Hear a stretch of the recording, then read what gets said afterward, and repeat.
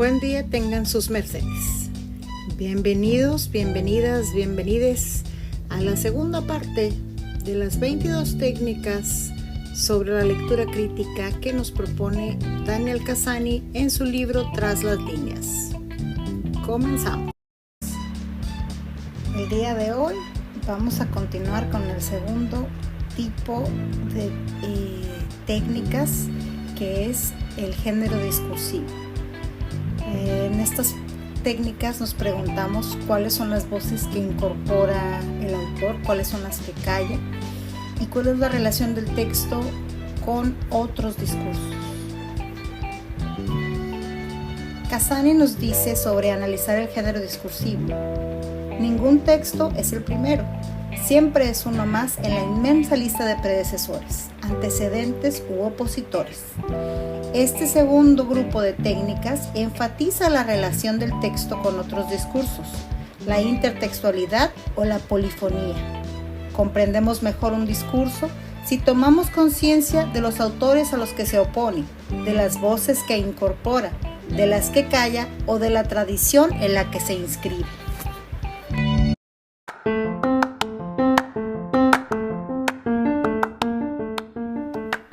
Bien, empezamos con las técnicas. Esta es la técnica 9.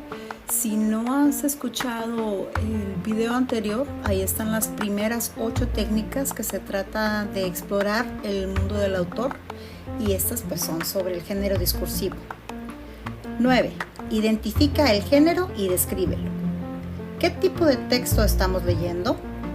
¿Es una noticia, una esquela, un prólogo, un blog? ¿Utiliza los recursos convencionales de cada género?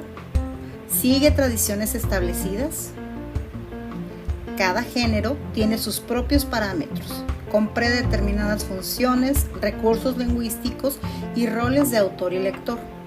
Cuando reconocemos el género, podemos evaluar el discurso que estamos leyendo con relación a los parámetros que le corresponden según la tradición, y podemos percibir mejor las particularidades que aporta el autor. Resulta significativo tanto lo que coincide con la tradición como lo que se aparta de ella.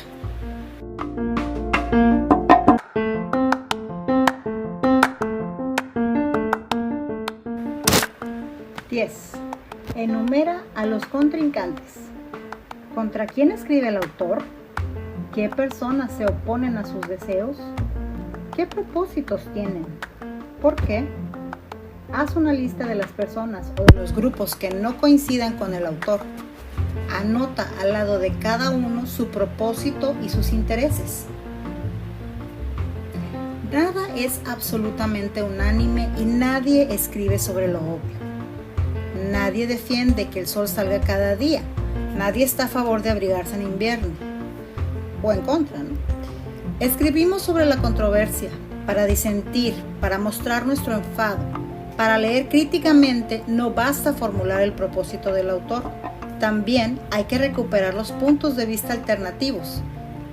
Al reconocer los contrincantes, comprendemos mejor el texto que estamos leyendo. Podemos valorar mejor el alcance de los objetivos que se proponen.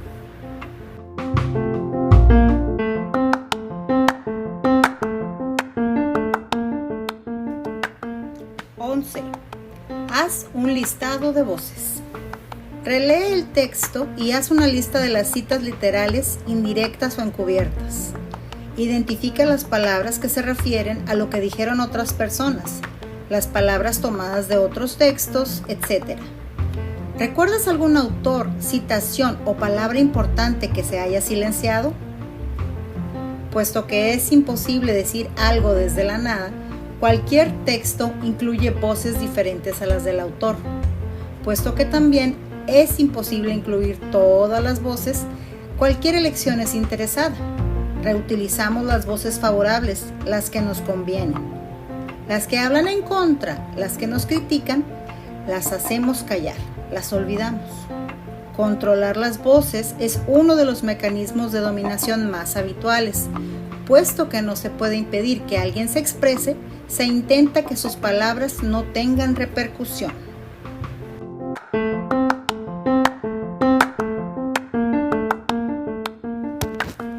12. Analiza las voces incorporadas.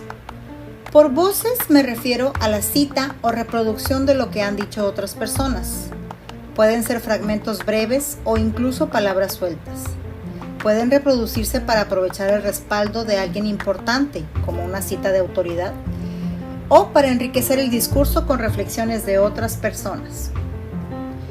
Pero también pueden parodiarse o ridiculizarse para buscar el efecto contrario, la ironía y el sarcasmo, la crítica de la propia cita. Las voces reutilizadas nunca dicen exactamente lo mismo. Podemos reproducir las palabras literales, pero no la intención, la ironía o las presuposiciones del contexto con el que se usa una palabra o expresión. Al cambiar el contexto, cambian también forzosamente el significado, incluso con las mismas palabras.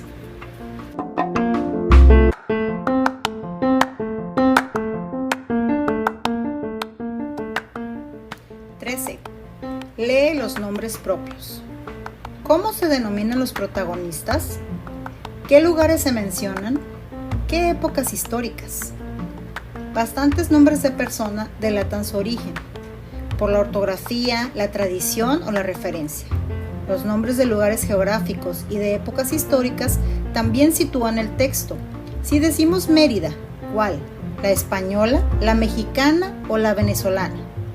Ocurre lo mismo con los nombres históricos o de otro tipo. Si decimos El Proceso, ¿es la novela de Kafka o el golpe militar argentino de los años 70 del siglo pasado?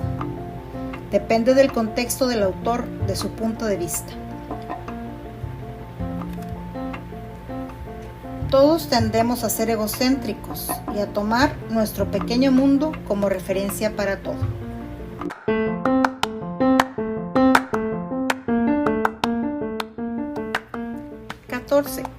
Verifica la solidez y la fuerza del discurso.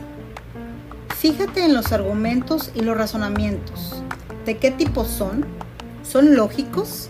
¿Apelan a los sentimientos o a las emociones? ¿Los datos estadísticos son claros y completos? ¿Los ejemplos son pertinentes? Pon una admiración en los márgenes del texto cuando halles algo sólido. Pon una interrogación cuando halles algo dudoso o cuando encuentres alguna falsedad o una mentira. Suma las admiraciones y las interrogantes. ¿Cuántas hay? ¿Qué hay más? Cada género y cada ámbito tiene sus propios procedimientos para razonar y transmitir el conocimiento. Cada género y cada ámbito tienen propósitos diferentes. Algunas personas apelan a la lógica, otras a las emociones. En cualquier caso, debemos tener conciencia del tipo de argumentos que se exponen y del rigor, la fuerza o la coherencia que muestran.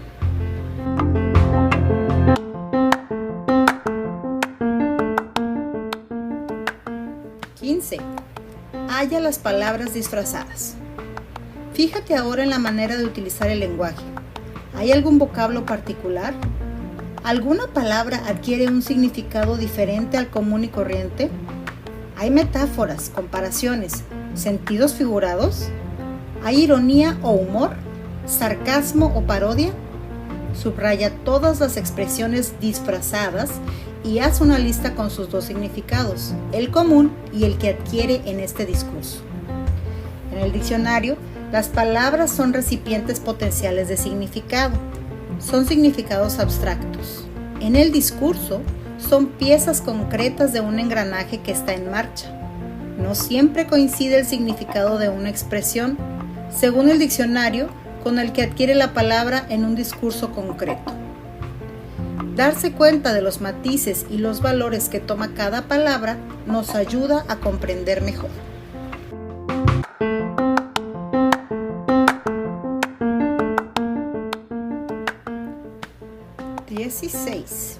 Analiza la jerarquía informativa.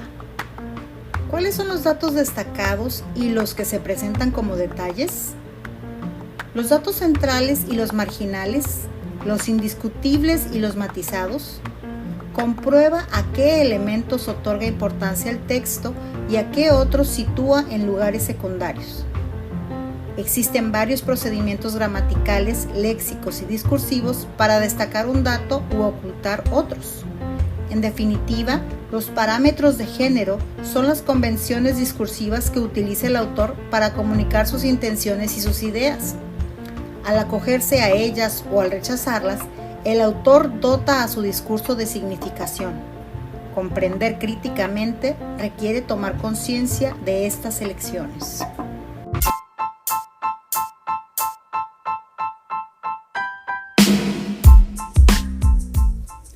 Hasta aquí llegamos con las técnicas sobre el género discursivo. En la próxima entrega hablaremos sobre el lector y sus interpretaciones. Nos vemos o nos escuchamos.